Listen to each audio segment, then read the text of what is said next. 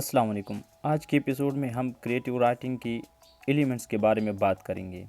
अगर देखा जाए तो क्रिएटिव राइटिंग एक वास्ट प्रोसेस है। जो चीज़ जिन पार्ट्स से बना होता है उन पार्ट्स को हम elements of that whole object कहते हैं। ये सेम कहानी क्रिएटिव राइटिंग के बारे में भी है। क्रिएटिव राइटिंग जिन पार्ट्स से बना होता है उनको हम एलिमेंट्स ऑफ क्रिएटिव राइटिंग कहते हैं। हमारे साथ क्रिएटिव राइटिंग में 9 चीज़ें इन्वॉल्व होती हैं जो कि ओवरऑल क्रिएटिव राइटिंग के बॉडी को कंस्ट्रक्ट करता है। वैसे तो इमेजिनेशन क्रिएटिव राइटिंग में as a head role play करता है, लेकिन इमेजिनेशन के बाद हमारे साथ जो चीज़ें क्रिएटिव राइटिंग की बॉडी को कंस्ट्रक्ट करता है, मेन स्ट्रक्चर बनाने में हेल्प करता है, वो हमारे साथ ये 9 है। Setting, plot, point of view, character, theme, dialogue, style, mood and motive. First है हमारे साथ सेटिंग। याद रहे कि सेटिंग को हम बैकग्राउंड भी कहते हैं। जिस तरह कि आप आम ड्रामों या फिल्मों में भी आपने बैकग्राउंड का सीन देखा होगा, ठीक है, उस सेम बैकग्राउंड का सीन यहाँ पर हम रिटन फॉर्म में हम जब लिखते हैं तो उसको हम सेटिंग कहते हैं। The setting is the time, location and physical environment of the story. Setting जो भी टाइम और फिजिकल जो इन्वायरमेंट होता है उसको हम सेटिंग कहते हैं स्टोरी का। सेटिंग हमारे साथ 2 चीज़ों का आंसर देता है। When and where the action takes place, कि कब और कहाँ पर एक्शन होता है। जो भी कैरेक्टर पार्टिसिपेट करता है एक स्टोरी में वो कब और कहाँ पर मीन्स कौन सा वक्त होता है और कहाँ पर होता है, कौन सा जगह होता है, ठीक है, तो उन दोनों को हम सेटिंग कहते हैं। A setting can be a specific geographical location, a historical era, a fictional location और world.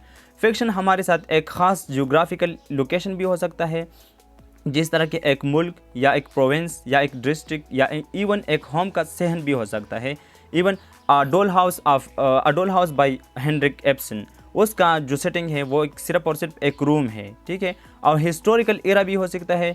The heart of darkness जो बाय जोसेफ कॉनरेड का नावल है, उसका हिस्टोरिकल 19th सेंचुरी है उसका सेटिंग, ठीक है। और 19th सेंचुरी भी है, कॉलोनाइजेशन के प्रोजेक्ट पर वो लिखा गया एक बेहतरीन नावल है।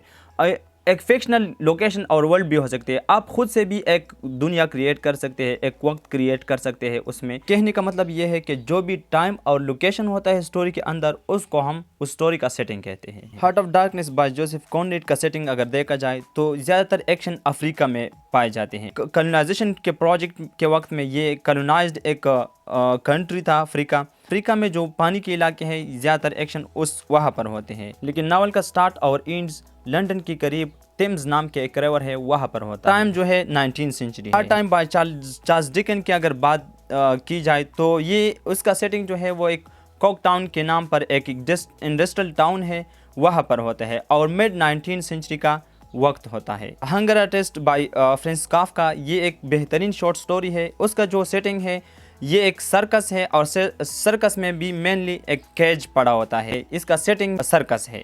क्रिएटिव राइटिंग का दूसरा एलिमेंट प्लॉट है। प्लॉट स्टोरी स्ट्रक्चर का एक डिस्क्रिप्शन होता है। अतर जितनी भी स्टोरी में जितने भी इवेंट होते हैं उसको एक चेन फॉर्म में अरेंज कर देते हैं, तो वो एक अरेंजमेंट ऑफ इवेंट्स होते हैं, उसको हम प्लॉट कहते हैं। और प्लॉट जो है मेनली हमारे साथ ये क्वेश्चन पूछता है what happens in the story, कि स्टोरी के अंदर कौन कौन से इवेंट्स होते हैं और सीरीज ऑफ इवेंट्स एक स्टोरी के अंदर होते हैं, उसको असल में हम प्लॉट कहते हैं। हम जो भी लिख रहे होते हैं उसके अंदर एक स्टोरी होती है, उस स्टोरी में अंदर इवेंट्स जो होते हैं वो सीरीज या सीक्वेंस फॉर्म में अरेंज होते हैं। फॉर एग्जाम्पल पहले फर्स्ट इवेंट्स आता है, फिर दूसरा, फिर तीसरा, फिर फोर्थवा। मीन्स दैट इंट्रोडक्शन, पहला इंट्रोडक्शन होता है, फिर इंट्रोडक्शन जाके क्लाइमेक्स की तरफ जाता है और फिर क्लाइमेक्स के बाद स्टोरी वापस कंक्लूजन की तरफ आती है। तो इस स्टोरी में जो इवेंट सीक्वेंस में या सीरीज ऑफ इवेंट्स जो होते हैं उसको हम प्लॉट कहते हैं। ये स्टोरी की इवेंट्स काज एंड इफेक्ट के रिलेशन से आगे बढ़ते हैं और एक बेहतरीन प्लॉट को डेवलप करती है। फॉर एग्जाम्पल कैरेक्टर को फर्स्ट भूख लगती है और फिर वो जाके अलमारी को खोलता है, अलमारी में से उधर से कुछ उठा के खा लेता है। और इस तरह नहीं होता कि पहले कैरेक्टर अलमारी खोलता है फिर उधर कुछ देख के उसके बाद भूख लगती है। एग्जाम्पल का मकसद है कि पहला जो है वो काज क्रिएट होता है, उसके बाद इफेक्ट क्रिएट होता है। इस काज एंड इफेक्ट की रिलेशनशिप से प्लॉट आगे बढ़ती है। प्लॉट जो है हमारे मेन नैरेटिव को आगे बढ़ाने में मदद देता है और इस तरह से हमारा जो मेन मैसेज होता है या रिटन वर्क जो होता है वो कंप्लीशन की तरफ जाती है। तीसरा एलिमेंट हमारे साथ पॉइंट ऑफ व्यू है।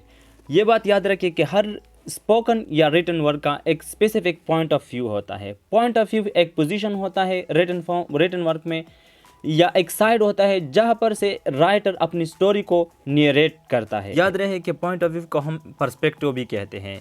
मीन्स ये एक पर्सपेक्टिव या एक पोजीशन या एक साइड होता है जहाँ पर से राइटर या नरेटर स्टोरी सुना रहा होता है। सिंपली ये वेयर इज़ द नरेटर के क्वेश्चन का आंसर देता है। मीन्स दैट कि नरेटर कहाँ पर है, वो जो स्टोरी है ये उसकी खुद की स्टोरी है या किसी रीडर की स्टोरी है या किसी third party outside the text की स्टोरी सुना रहा है। पॉइंट ऑफ व्यू के ज़रिए से रीडर को ये पता चलता है कि कौन किसकी स्टोरी नरेट करता है। मीन्स नरेटर कौन है और स्टोरी किस के बारे में है। पॉइंट ऑफ व्यू हमारे साथ 3 टाइप्स के होते हैं, first person, second person, third person.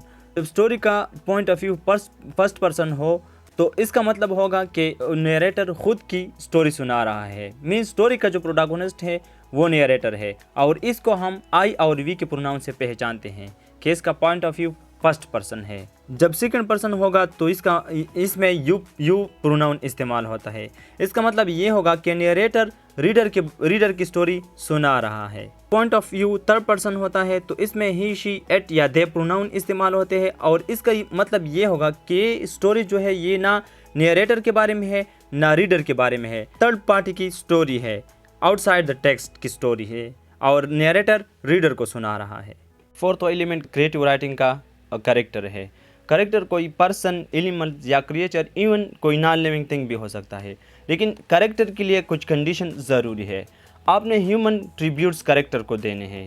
Human tributes का मतलब है कि वो स्पीकिंग सलाहियत रखता हो और मूवमेंट कर सकता हो और एक्शन प्रोड्यूस कर सकता हो स्टोरी में, ताकि वेल एस्टेब्लिश स्टोरी क्रिएट हो सके, आप अपनी राइटिंग से मज़ा ले सके और इन्जॉय कर सके। स्टोरी में कैरेक्टर एक भी हो सकता है और एक से ज़्यादा भी हो सकते हैं। राइटर कैरेक्टर को इसलिए यूज़ करते हैं राइटिंग में ताकि वो जो उसकी राइटिंग के ज़रिए से जो मैसेज कन्वे करना चाहते हैं सोसाइटी को, वो कैरेक्टर उसका मैसेज ले जाए सोसाइटी को through a piece of writing.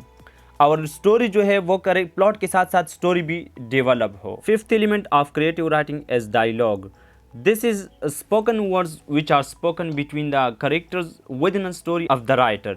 याद रहे कि डायलॉग को हम कन्वर्सेशन भी कहते हैं। स्पेसिफिक प्ले में या ड्रामा में या नावल में, पीस ऑफ राइटिंग में जो कैरेक्टर्स जो लैंग्वेज इस्तेमाल करते हैं उसको हम डायलॉग कहते हैं या कन्वर्सेशन भी कह सकते हैं। और ये इस डायलॉग को हम vehicle of the characters thoughts भी कह सकते हैं, क्योंकि ये डायलॉग जो है या कन्वर्सेशन जो है ये कैरेक्टर का लैंग्वेज होता है जो वो एक रिटन फॉर्म में यूज़ करते हैं स्पेसिफिक प्ले में, किसी भी रिटन फॉर्म में। हम अपने थॉट्स को लैंग्वेज के ज़रिए से ही कन्वे करते हैं, एक्सप्रेस करते हैं।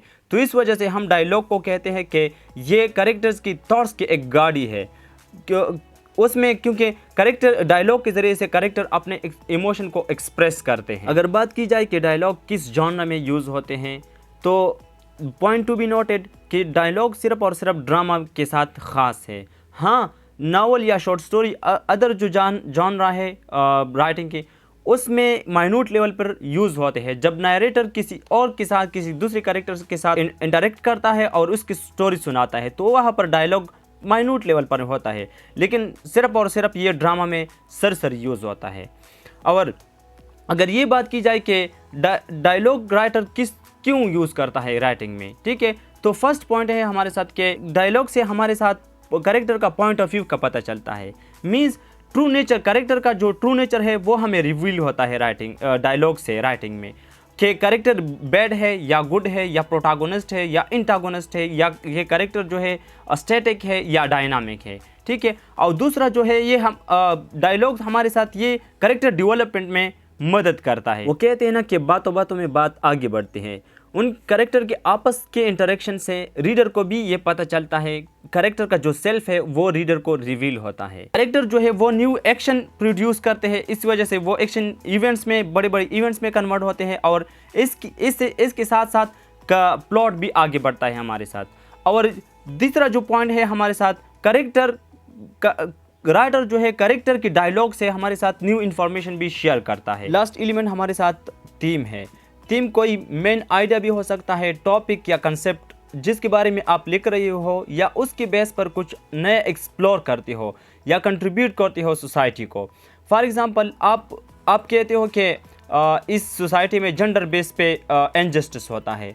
तो आपकी राइटिंग का जो थीम है वो जेंडर डिस्क्रिमिनेशन भी हो सकता है, जेंडर बेस्ड इनजस्टिस भी हो सकता है, या जेंडर इश्यूज भी हो सकते हैं, या जेंडर इनजस्टिस भी हो सकता है, या ओनली जस्ट इनजस्टिस भी हो सकता है। एक स्टोरी में एक थीम भी हो सकता है और मल्टीपल थीम्स भी हो सकते हैं। लेकिन अगर मल्टीपल है तो उनमें से हर एक जो आप स्टोरी के ज़रिए से एक लेसन कन्वे करना चाहते हो सोसाइटी को, उसके साथ रिलेट होना चाहिए। आज के लिए बस इतना ही काफ़ी। Next 3 element style, mode and motive को हम पार्ट 2 में डिस्कस करेंगे। वीडियो देखने का बहुत बहुत शुक्रिया।